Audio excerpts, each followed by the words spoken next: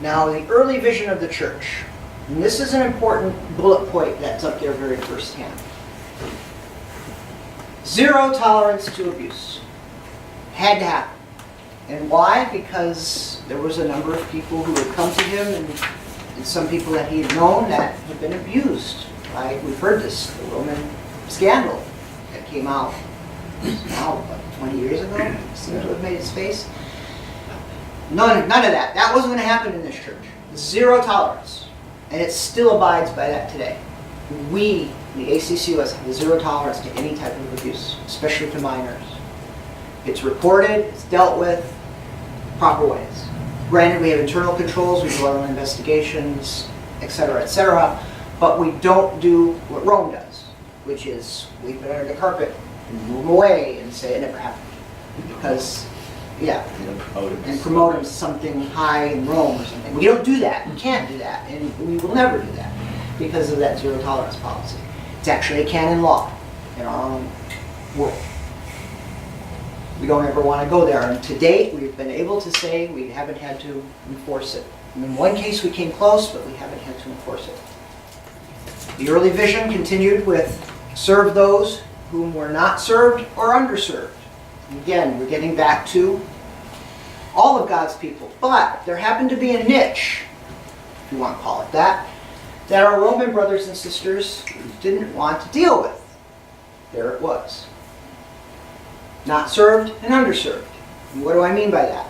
The homeless, those in prisons, those without money. Those without money. And believe me, I've seen that, my share of that.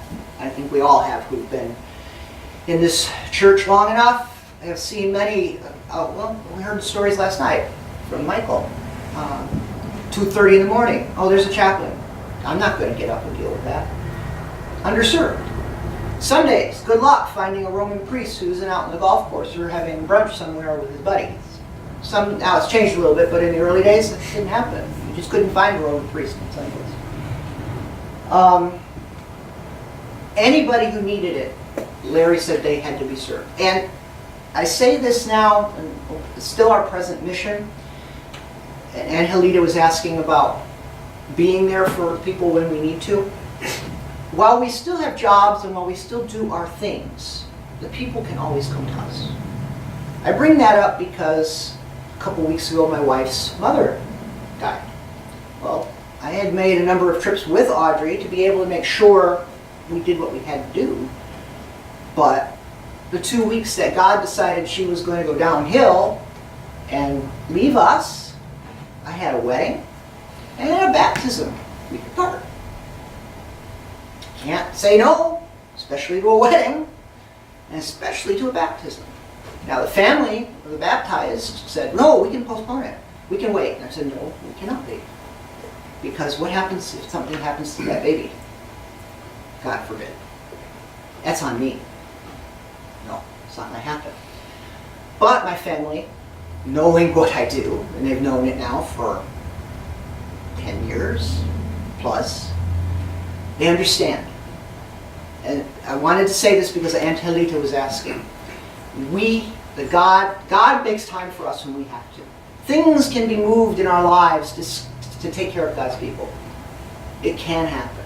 You just have to do it. You have to have the mindset to go and do it. You just do it. You can work with it. And people can't understand that? Tough. For those who've been ordained, either by me or predecessor, you heard it from us. Life has to take a back seat when you are a priest.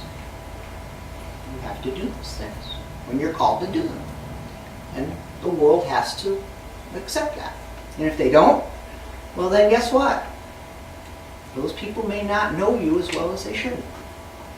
So that's why I wanted to make that mention now, because that is core to what we are and what we do. When we're called, we go. Or if we can't go for whatever reason, somebody, hopefully you can get in touch with, can fill in for you. That's why this parish is so large. Father Jamie, Roy, Cleophas, Libardo, and Helita. I mean, there's plenty of people to cover, which is great. And that was one of the reasons why we have that many here. Now, the first location was Christ the King Pastoral Center in Frederick, Maryland. Why Pastoral Center and not parish? Questions that I'm sure you all here in Texas is why, what is the rest of the church and what's their names and things like that? Well, we're pastoral centers because Larry wanted to differentiate us from the Roman nomenclature. Simple enough. Pastoral and outreach centers, pastoral centers. If you wanted to use parish, you could. It just sometimes creates more confusion. So some of the names you hear and how we use them in the ACCUS were purposely made that way to separate that we're not Roman. Because we can't, I mean, we are valid. We can do whatever we want, as you had made known last night, that, yeah, we're not Roman, but we are still Catholic. We still hold that within our hearts. But we don't have to have the same nomenclature. And if we tell people up front we're not Rome, Rome can come at you all you want, let me know, and we'll shut them up. I've had to deal with that already a couple of times. What are you going to say? Go ahead. We're Catholic. My orders are as valid as yours, if not more. I'll show you that tomorrow. Come on. We all serve God's people. What do we do? What's the beef here? And usually they just kind of back off. But you need to let me know if that's ever happening, because we can deal with it. If you don't let me know, it starts to escalate. It starts to get really ugly, and then it's harder to unravel. So we'll talk about that and how to deal with that another point. And in the early church, mostly was in Frederick, Maryland. About 3 or 4 people ministered in and around that area. So it really was started with one location. Just like you have here in Texas, small core, and you're starting to expand a little bit through the missions and things like that. The bigger outlook someday. So the early structure of the church of the ACCUS was a diocesan model, and I'll still say we are still a diocesan model. And what does that mean? It means that we still hold true that nomenclature of a diocese because people are familiar with it, but also too it makes more sense because that's just how in Catholicism we work. So what's the diocesan model? Well, it means there's a bishop that oversees the territory. Well, it just happens to be our territory is the entire United States at this point. So our diocese is the Diocese of the Holy Cross right now.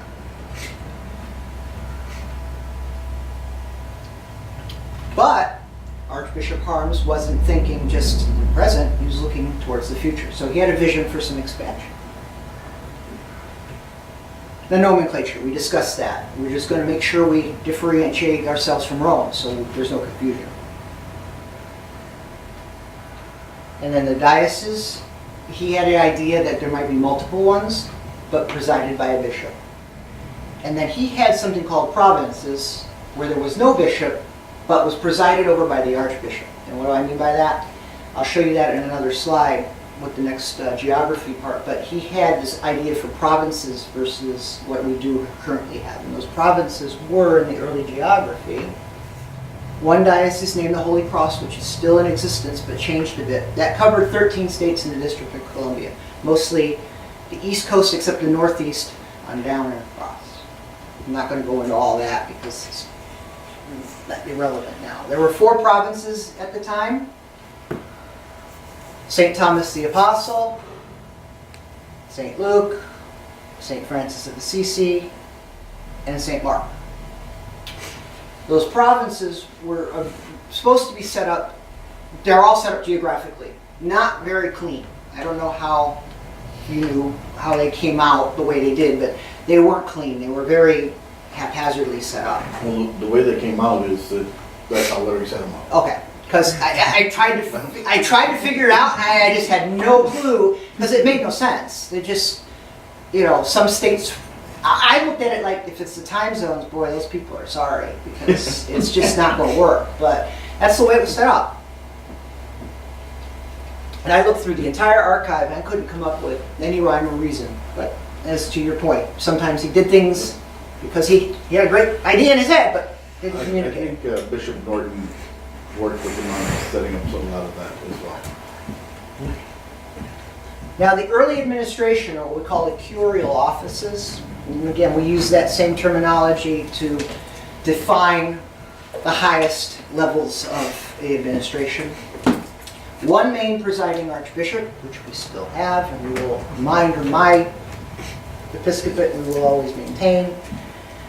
Room for diocesan bishops and auxiliary bishops, which is how I came to be because I was an auxiliary bishop when I was consecrated. Vicars, also referred to as vicar forain or regional deans, those were the individuals that oversaw a region or one of the provinces. Monsignor Murphy was one of the vicar forains for the Northeast for a while, until he decided that he needed to have his life back, for lack of a better term. Because it's busy. I mean, one of our vicars just retired, the one who was out west. That was Monsignor Art. Called me one weekend and said, can I retire? I says, there's precedence for it. Yeah, we've had some people who've retired. Yeah, go for it. I mean, I don't blame him. He worked hard for Boeing for 40 years. He needed to have his time. But he's still a priest, which is important. We had a vocations director. We had the Vicar General.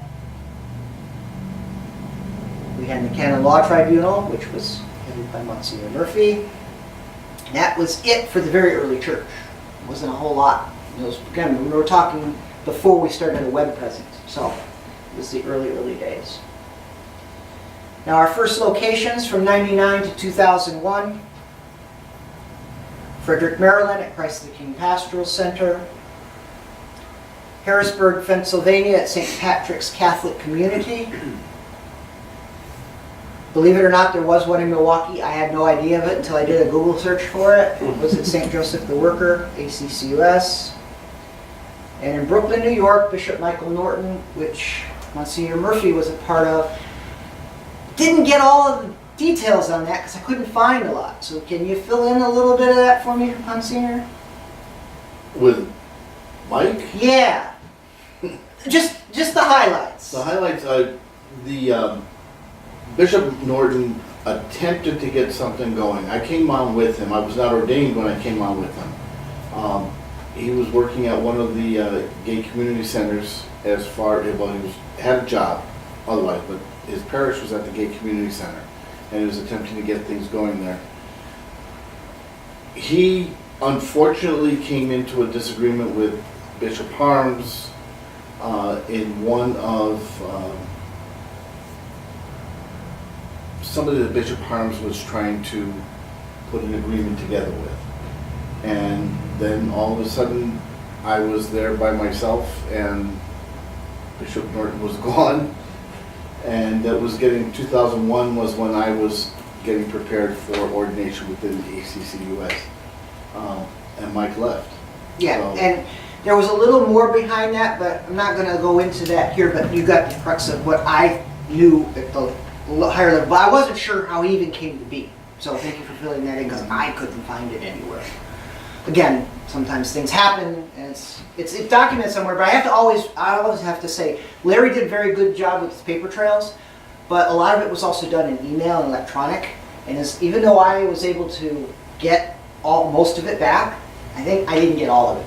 Because I know he had a number of computers over the years. So I'm afraid that some of this stuff ended up on a hard drive that I never got possession of, which is unfortunate, but sometimes that's the way things go.